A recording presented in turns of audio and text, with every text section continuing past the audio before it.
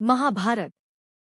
महाभारत भारतीय महाकाव्यों में से एक है और इसे विश्व के सबसे लंबे महाकाव्यों में से एक माना जाता है। यह ग्रंथ न केवल एक कथा है बल्कि इसमें दर्शन, धर्म, इतिहास और समाजशास्त्र से संबंधित गहन विषयों का समावेश है। महाभारत हिंदू धर्म के लिए एक पवित्र ग्रंथ भी माना जाता है। कहानी का सार। महाभारत की कथा मुख्यतः कौरवों और पांडवों के बीच हुए कुरुक्षेत्र युद्ध के इर्द गिर्द घूमती है। कौरव और पांडव एक ही परिवार के दो अलग अलग वंश थे। कौरवों के राजा धृतराष्ट्र के 100 पुत्र थे, जिनका नेतृत्व दुर्योधन करता था। पांडवों में 5 भाई थे: युधिष्ठिर, भीम, अर्जुन, नकुल और सहदेव। कौरवों ने पांडवों के साथ अन्याय किया, उन्हें वनवास और अज्ञातवास के लिए भेजा। अंततः अन्याय सहन करने के बाद पांडवों को युद्ध के लिए मजबूर होना पड़ा। महाभारत के प्रमुख पात्र कौरव, दुर्योधन, शकुनी, दुशासन। पांडव: युधिष्ठिर, भीम, अर्जुन, नकुल, सहदेव। अन्य महत्वपूर्ण पात्र द्रौपदी, कृष्ण, भीष्म, द्रोणाचार्य, कर्ण, शल्य। महाभारत की कथा का विस्तार। कौरवों और पांडवों का जन्म और पालन। कौरव और पांडव दोनों ही धृतराष्ट्र के पुत्र थे, लेकिन धृतराष्ट्र अंधे थे। पांडवों का पालन उनकी माता कुंती और माद्री ने किया। द्रौपदी स्वयंवर। द्रौपदी का स्वयंवर एक महत्वपूर्ण घटना थी जिसमें अर्जुन ने द्रौपदी को अपना धनुष तोड़कर जीता था। वनवास और अज्ञातवास। कौरवों के छल से पांडवों को 13 वर्ष का वनवास और 1 वर्ष का अज्ञातवास दिया गया। महाभारत युद्ध। अज्ञातवास के बाद पांडवों ने युद्ध का निर्णय लिया। कुरुक्षेत्र के मैदान में दोनों पक्षों के बीच एक भीषण युद्ध हुआ। भगवद गीता। महाभारत युद्ध के दौरान श्री कृष्ण ने अर्जुन को कर्मयोग का उपदेश दिया, जो भगवद गीता के रूप में जाना जाता है। महाभारत का महत्व। धार्मिक महत्व। महाभारत हिंदू धर्म का एक महत्वपूर्ण ग्रंथ है। इसमें धर्म, कर्म, मोक्ष, आत्मा, ईश्वर आदि दर्शनों पर गहन चर्चाएं हैं। सांस्कृतिक महत्व। महाभारत भारतीय संस्कृति का एक अभिन्न अंग है। यह भारतीय समाज के मूल्यों, रीति रिवाजों और परंपराओं को दर्शाता है। साहित्यिक महत्व। महाभारत विश्व का सबसे लंबा महाकाव्य है और इसे भारतीय साहित्य का एक उत्कृष्ट कृति माना जाता है। दार्शनिक महत्व। महाभारत में जीवन, मृत्यु, धर्म और अधर्म जैसे गहन दार्शनिक विषयों पर चर्चा की गई है।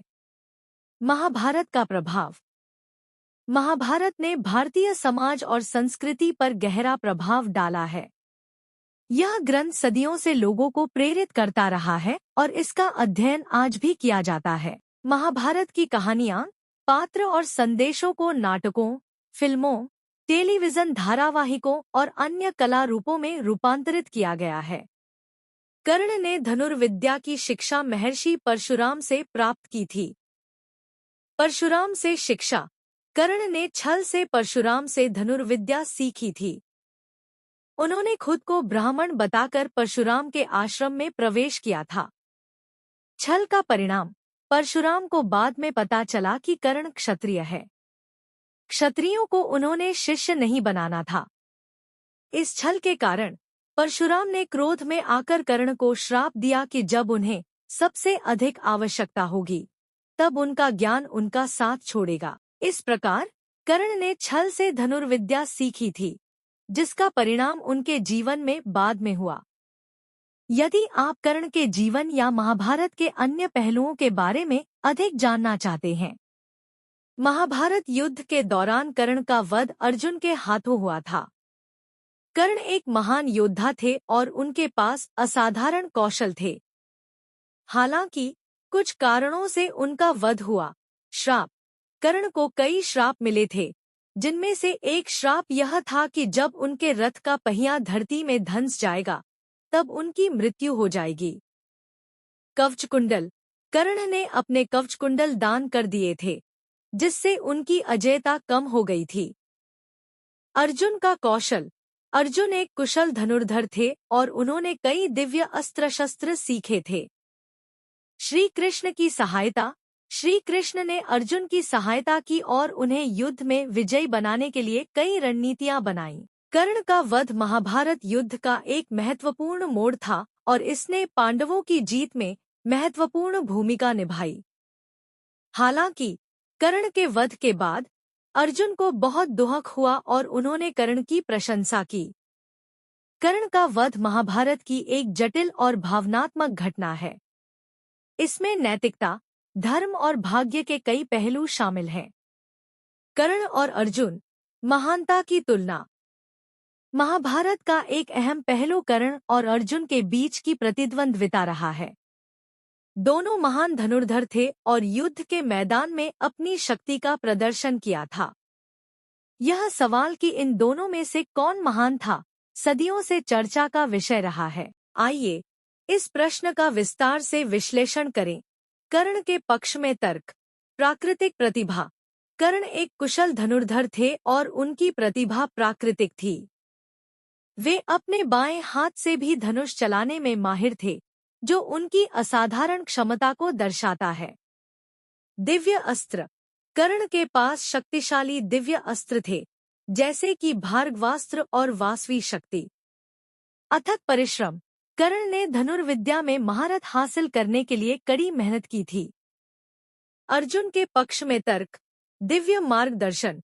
अर्जुन को भगवान कृष्ण का मार्गदर्शन प्राप्त था और उन्होंने द्रोणाचार्य जैसे प्रसिद्ध गुरुओं से शिक्षा ली थी। कठोर प्रशिक्षण।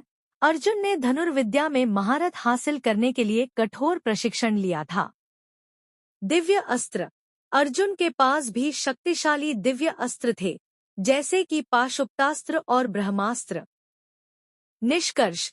कर्ण और अर्जुन दोनों ही महान योद्धा थे और उनके पास अपनी अपनी विशेषताएं थीं। कर्ण की प्राकृतिक प्रतिभा और शक्तिशाली अस्त्रों ने उन्हें एक खतरनाक प्रतिद्वंद्वी बनाया था। वहीं अर्जुन का दिव्य मार्गदर्शन और कठोर प्रशिक्षण ने उन्हें युद्ध के मैदान में एक शक्तिशाली योद्धा बनाया था। यह कहना मुश्किल है कि इन दोनों में से कौन अधिक महान था। दोनों ही अपने अपने तरीके से महान थे। महाभारत एक जटिल ग्रंथ है और इसमें कई स्तरों पर अर्थ छिपे हुए हैं। हमें केवल यह निर्धारित करने पर ध्यान केंद्रित नहीं करना चाहिए कि कौन बेहतर था, बल्कि दोनों योद्धाओं के अद्वितीय कौशल और गुणों की सराहना करनी चाहिए। कर्ण और अर्जुन की तुलना करते समय हमें निम्नलिखित बातों को ध्यान में रखना चाहिए। कर्ण के सीमाएं। परशुराम के श्राप और अपने दिव्य कवच और कुंडल खोने के कारण कर्ण को कुछ सीमाओं का सामना करना पड़ा था। अर्जुन के लाभ। अर्जुन को दिव्य मार्गदर्शन, कठोर प्रशिक्षण और एक मजबूत नैतिकता का लाभ मिला था। कर्ण और अर्जुन के बीच की प्रतिद्वंद्विता महाभारत का एक महत्वपूर्ण पहलू है और यह आज भी लोगों को आकर्षित करती है। अंत में कर्ण और अर्जुन दोनों ही महान योद्धा थे और उन्होंने महाभारत के इतिहास में एक अमिट छाप छोड़ी। यदि आप कर्ण या अर्जुन के जीवन या महाभारत के अन्य पहलुओं के बारे में अधिक जानना चाहते हैं, तो कृपया पूछें। निष्कर्ष। महाभारत एक ऐसा ग्रंथ है जिसमें इतिहास, धर्म, दर्शन और साहित्य का अद्भुत संगम है। यह एक ऐसी कहानी है जो सदियों से लोगों को मोहित करती रही है। महाभारत हमें जीवन के मूल्यों, धर्म और अधर्म, अच्छाई और बुराई के बारे में सोचने पर मजबूर करती है। यदि आप महाभारत के किसी विशिष्ट पहलू के बारे में अधिक जानना चाहते हैं, तो कृपया पूछें। नोट: यह केवल महाभारत का एक संक्षिप्त विवरण है। महाभारत एक बहुत ही विस्तृत और जटिल ग्रंथ है और इसके बारे में बहुत कुछ लिखा जा सकता है। यहाँ कुछ अन्य विषय हैं जिनके बारे में आप पूछ सकते हैं। महाभारत के विभिन्न पात्रों के बारे में विस्तृत जानकारी। भगवद गीता का महत्व। महाभारत के विभिन्न संस्करण। महाभारत का आधुनिक साहित्य और सिनेमा पर प्रभाव। मुझे उम्मीद है कि यह जानकारी आपके लिए उपयोगी होगी। हेलो दोस्तों, ये जानकारी आपको कैसी लगी है कमेंट बॉक्स में जरूर बताएं। धन्यवाद।